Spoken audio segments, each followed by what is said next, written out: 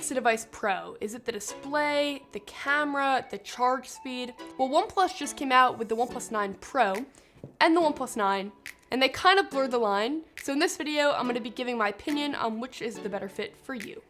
Roll the intro.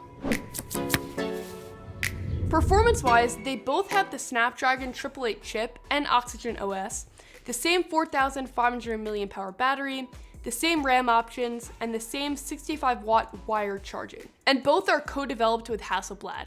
More on that later. Both of the phones have multiple color options and fingerprint-prone finishes. Kind of a bummer to see them move away from universal matte, but I think for the most part, people put their phones in cases anyways, and complaining about fingerprints is very much a tech YouTuber thing to do. And when it's clean, it looks very clean. The frame on the 9 Pro is aluminum, so the phone feels heavier in the hand and much more expensive than the 9. The 9 uses plastic rails, so that combined with like the uneventful design language definitely makes this phone feel like it could be from the Nord lineup and not from the flagship lineup. Both phones are super comfortable in the hand. The 9 Pro has a 6.7-inch display, and the 9 has a 6.55-inch display, so super similar. The camera module on the back looks really clean, and when matched with this finish, it definitely gives off like moon vibes, which makes sense because they've really been pushing that moon marketing for months now. So question 1, does a metal build inherently make a device pro? No, but it's definitely part of the story. Like, this phone's build is more pro than this phone, but we have not gotten to the full story yet. The 9 Pro also has IP68 water and dust resistance, and it seems likely that the regular 9 would have that too, but maybe they just didn't pay for the certification. But I'm extremely irresponsible, so having the certification definitely gives me a lot more reassurance than not having it does. Like, if I was out in a monsoon, I would feel a lot better having the 9 Pro in my pocket than the regular 9. The 9 Pro also takes the lead with wireless charging speeds at 65 watts versus a 15 watts that the regular 9 caps out at. And 65 watts is like bonkers fast, but 15 watts is still pretty respectable. The displays are also different. The 9 Pro has a 1440p curved adaptive 120Hz display. So there are 3 main differences to unpack here. The resolution is the first one. It's definitely higher res, but it's not major. It's the difference between 1080p and 1440p. But if you're looking for it, there definitely is extra sharpness on the 9 Pro. I think that the curve is a much more noticeable thing here though, and it leads to an unintended consequence. So earlier this month when I was doing the camera comparison with the 9 Pro, someone was taking photos of me and all the photos kept coming out blurry. And I eventually was like, what is going on here? And I realized that when they were holding the phone, they were hitting the edge of the screen and it was causing autofocus lock, so it would focus on a different part of the frame. And I think it goes back to the fact that this screen on here is incredibly curved, so it's really easy to hit. So you have to be like super aware of it when you're actually taking a photo. The 9 Pro avoids this issue with the flat display, but it doesn't have the content-aware dynamic refresh rate, meaning that it will either be 60 Hz or 120 Hz and not a content-aware in between. That said, both displays are really solid. Great colors, great contrast, sharpness, and the speakers on both the 9 and 9 Pro are pretty good too, but the speakers on the 9 Pro definitely sound a little bit better. And the May logo looks dope on both the 9 Pro and the 9 display. You know I'm doing theme logos now, right? Like every month, we take the core NBT logo and I work with Luke to design it for this month's theme. And then we also include hidden references to things that I like. Like for example, this is a reference to Mission Impossible, which is one of my favorite movies. And then I actually also include references sent in by the NBT community. And then we put them as wallpapers. And then also we correspond the intro for that month, like for the videos, to be related to the theme logo, because otherwise I feel like YouTube intros are kind of boring. So if you didn't know, now you know. I feel like I had to formally include you in on this plan and let you know what's going on. I'm absolutely pumped about it, and I hope that you are too. I'm equally as stoked about the haptics on the 9 Pro. They feel tight, controlled, and the software really relies on them, so they're constantly being used.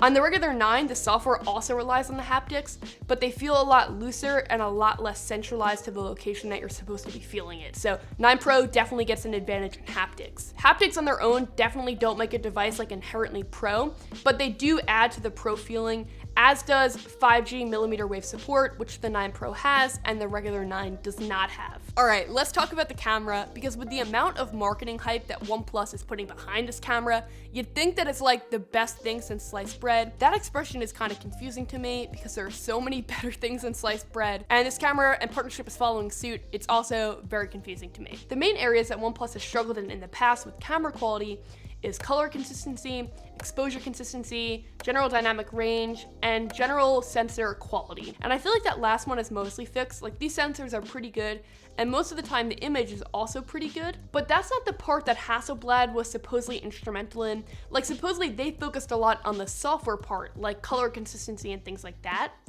So it's kind of baffling to me that that's like the weakest part of this camera. Stick with me here. Both phones get an addictive shutter click sound, a Carl Conrad approved orange shutter button, and OnePlus also included a 2 megapixel monochrome sensor on both the 9 Pro and the 9.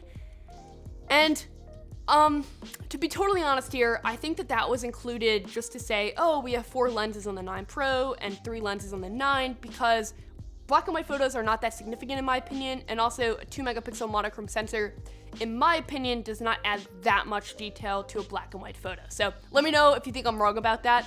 But I think the more significant thing is the fact that the 9 Pro has a telephoto lens and the regular 9 does not. So with the telephoto lens, this phone, the 9 Pro, gets 3.3 times zoom by default, whereas the 9 gets the 2x zoom. And then the 9 Pro can also zoom up to 30 times, whereas the regular 9 can only do 10 times. And that's actually a pretty significant difference if you care a lot about zoom quality.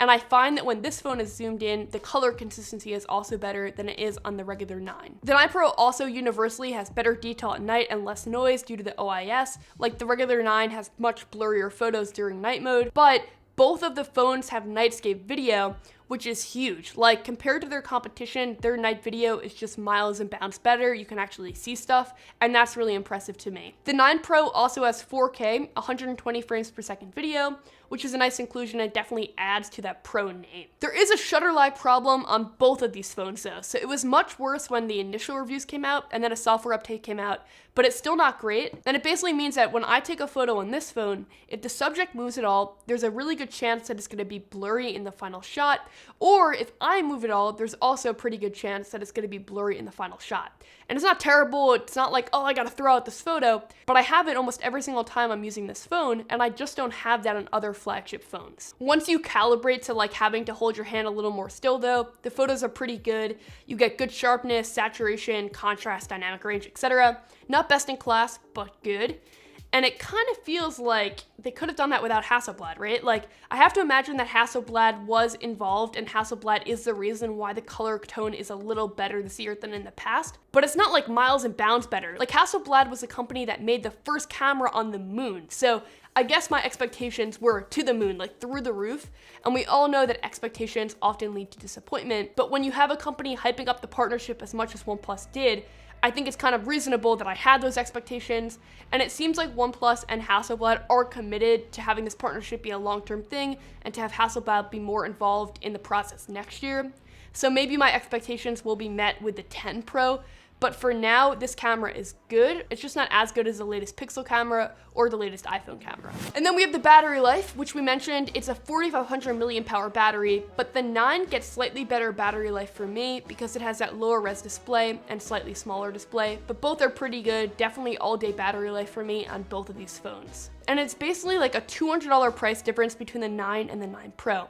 So the question is, are the things that make this phone pro, camera, screen, all the little differences that I've mentioned throughout this video, are they worth $200? I honestly think that the OnePlus 9 is a great deal for most people because at $729, you're getting stellar performance, great software, pretty solid camera, pretty great display, a lot of pros here, right? But if you're deciding between the two, and I don't think you're gonna like this answer, it kind of depends on who you are. Like, are you really camera focused? Because then the 9 Pro would make more sense for you. But if that's your main factor, then you may wanna look at some other phones that have better camera quality. And I just did a full comparison with the 9 Pro, S21 Ultra, and iPhone 12 Pro right here. Hope this video was helpful. Thank you so much for watching, and I'll catch you in the next one. Bye.